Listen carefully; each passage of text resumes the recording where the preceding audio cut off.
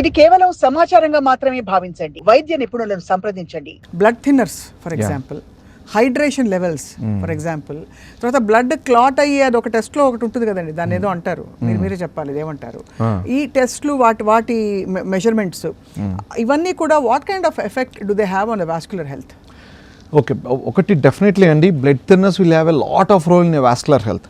ఇప్పుడు ఎలా అయితే కార్డియాలజిస్టులు, కార్డియోథొరాసిక్ సర్జన్స్ బ్లడ్ థిన్నర్స్ ఎంత ఇంపార్టెంటో, for us blood thinners also very important. ఇప్పుడు most of our patients 99% of patients will be on blood thinners అండి. ఎందుకంటే అసలు వాస్కులర్ డిసీజెస్ వచ్చేదే ఎథెరోస్క్లెరోసిస్ అంటాం, ఏజ్ రిలేటెడ్. ఒక 60 ఏళ్ళు పైబడిన వాళ్ళందరికీ రక్తనాళాలు నారోయింగ్ అనేది డెఫినెట్గా వస్తుంది. It's a physiological. ఎలా అయితే మోకాళ్ళు అరిగిపోతాయో 60 ఏళ్ళు 70 ఏళ్ళు పైబడిన వాళ్ళకి ఎక్కువ వర్క్ చేసిన ఎక్కువ అబ్యూస్ చేసిన వాళ్ళకి ఎక్కువ ముందుగా అరిగిపోతాయి. అలాగే ఇప్పుడు రిస్క్ ఫ్యాక్టర్స్, స్మోకింగ్ ఉన్న వాళ్ళు, డయాబెటీస్ ఉన్న వాళ్ళకి ముందుగా మూసిపోతాయి రక్తనాళాలు. అదే కాబట్టి 60 years పైబడిన వాళ్ళకి రిస్క్ ఫ్యాక్టర్స్ లేని కొంచెం లేట్గా రక్తనాళాలు సన్నబడతాయి అనమాట.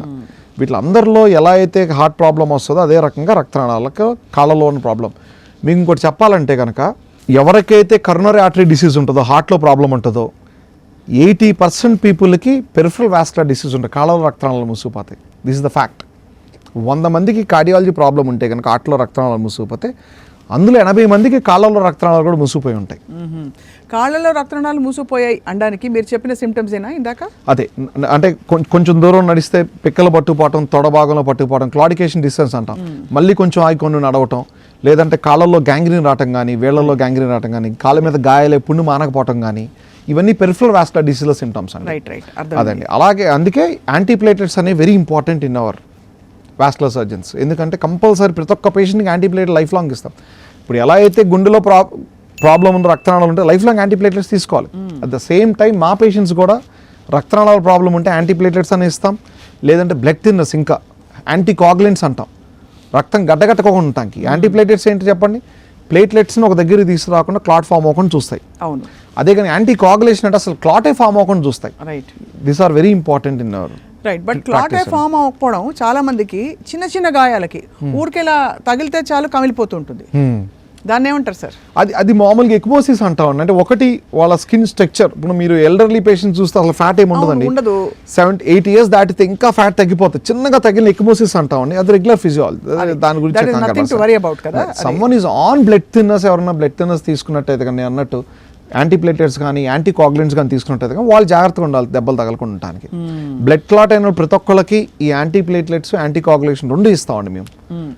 అలా ఇచ్చినప్పుడు ఆబ్వియస్లీ రక్త ప్రవాహం ఎప్పుడైనా దెబ్బ తగిలి బయటకు వెళ్తే రిస్క్ ఫ్యాక్టర్ ఉంటుంది. రిస్క్ ఫ్యాక్టర్ ఉంటుంది. ఇమీడియట్ గా ప్రెషర్ పెట్టాలి. ఇమీడియట్ గా ఆ టాబ్లెట్స్ ఏదైతే తీసుకున్నారో అది ఆపేసి వాస్కులర్ సర్జన్ రావాలి. సో మొత్తానికి సార్ ఇది చాలా ఫ్యాసినేటింగ్ అండ్ వెరీ, అంటే మోస్ట్ అడ్వాన్స్డ్, మొత్తం బాడీ అంతా నరాలే కదా సార్, రక్తనాళాలు, డెఫినెట్ ఆర్టరీస్ అండ్ వెయిన్స్. ఎక్కడ బ్లాక్ అయినప్పుడు మనం అలా చూసినట్టయితే పేగులకి వెళ్ళే బ్లడ్ వెజల్స్, అంటే స్మాల్ బాల్, లార్జ్ బాల్ అంటాం కదండి, వాటికి వెళ్ళే రక్తనాళ బ్లాక్ అయినా we need to have intervention. తర్వాత అయోటా అదో పెద్ద టాపిక్ అండి. ఎందుకంటే మన గుండె నుంచి బయటకు తీసుకొచ్చే పెద్ద రాగం అయోటా అంటాం. దాని నుంచే మనం మెడభాగం కెరోటిడ్స్ అంటాం, అవి ముసుపైన ట్రీట్ చేయాలి. పేగులకి వెళ్ళే కానీ కిడ్నీస్కి వెళ్ళే రక్తనాళాలు ముసుపైన ట్రీట్ చేస్తాం. కాళ్ళకు వచ్చే రక్తనాళాలు ముసుపైన ట్రీట్ చేయాలి.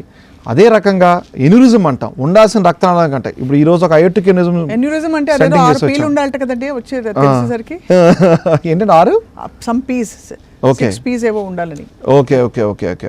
పెయిన్ ఇంకేదో అలా ఒక మెజర్స్ ఇచ్చి అవి ఎన్యూరిజం అయినా తెలుస్తుందా సార్ మనకి? అలా కాదు. యూజువల్గా most of the aneurysms are instantly detected అండి. ఎన్యూరిజం అంటే ఏదైతే పెద్ద రక్తనాళం గుండె నుంచి బయటకు వచ్చి మిగతా బాడీకి అంతా సప్లై చేస్తుందో దాన్ని అయోటా అంటాం. అవును. ఆ అయోటా నార్మల్గా ఏంటంటే గుండె దగ్గర తీసుకుంటే 3.5 mm ఉంటుంది, అంటే 3.5 centimeter ఉంటుంది దాని చుట్టుకొలత డయామీటర్. అలా కాకుండా కొంచెం బయటకు వచ్చిన తర్వాత నెక్ దగ్గర 3 centimeters ఉంటుంది, కొంచెం కిందకు వచ్చిన తర్వాత ఆర్చ్ అంటాం. ఆ హార్ట్ దగ్గర నుంచి పక్కకు సైడ్కి వచ్చిన తర్వాత 2.5 centimeter ఉంటుంది. మన పొట్ట భాగంకి వచ్చేప్పటికే 2 centimeters ఉంటుంది. ఇది రెగ్యులర్ మెజర్మెంట్స్. ఇందులో ఎటువంటి మెజర్మెంట్స్ కంటే ఉబ్బితే కనుక దీన్ని అయోటిక్ ఎన్యూరిజం అంటాం. దీన్ని ఒక స్టేజ్ వరకు మనము ఫాలోఅప్లో పెట్టుకోవాలి. ఒక 5 centimeters కానీ 5.5 centimeters కానీ ఉబ్బితే మాత్రం దాన్ని ఇమీడియట్గా ట్రీట్మెంట్ చేసుకోవాలి. దాన్ని అయోటిక్ ఎన్యూరిజం అంటాం. దానికి సర్జికల్ ఇంటర్వెన్షన్ ఉంటుంది. ఇప్పుడు ఎండోవాస్కులర్గా జస్ట్ స్టెంటింగ్ ద్వారా అయిపోతుంది. ఒకప్పుడు పెద్ద మేజర్ సర్జరీ చేసేవాళ్ళు, మోర్టాలిటీ ఎక్కువ ఉండేది. ఇప్పుడు ఎండోవాస్కులర్ ద్వారా సన్ ఇంజెక్షన్ ద్వారా స్టెంట్ వేసేసి నెక్స్ట్ డే పేషెంట్ ఇంటికి వెళ్ళిపోవచ్చు. ఇట్స్ వెరీ ఫ్యాసినేటింగ్ నరేంద్ర గారు, yeah. బికాస్ ఇది శరీరం అంతా కూడా మనకి ఉండే రక్తనాళాలకి మేనేజ్మెంట్ అండ్ తెలుసుకోవడం ఫస్ట్ ఆఫ్ ఆల్.